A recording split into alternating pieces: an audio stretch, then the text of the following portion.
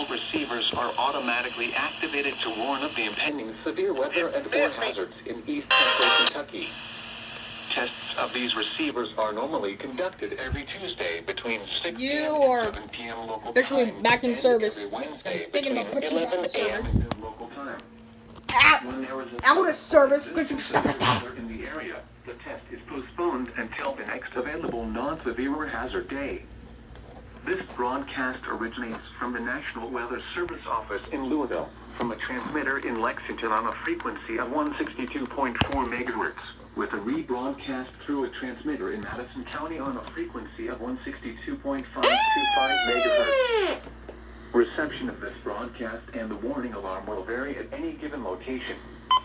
To provide the most consistent warning service possible, the warning alarm will be activated for watches and warnings affecting the following counties.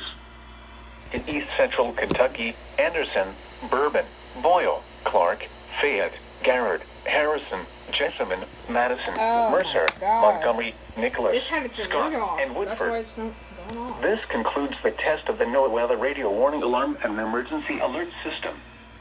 We now return you to regular programming.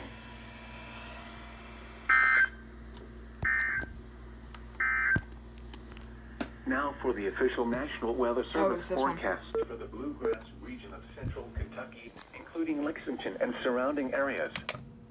Okay, so if you guys are having, like, to where you can't get alerts on, like, Eton Zone Guards or one of these things, you, press this and then you press, Alert Weatherman. Like, you hold it down. So, and besides, this was my first alert, being a, Skywarn, spotter. I'm excited about that.